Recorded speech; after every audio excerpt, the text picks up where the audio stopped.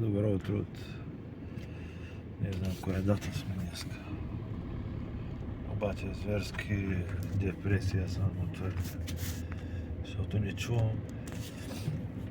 Не виждам хора. Зле ми е, много ми е зле. Зверски зле ми.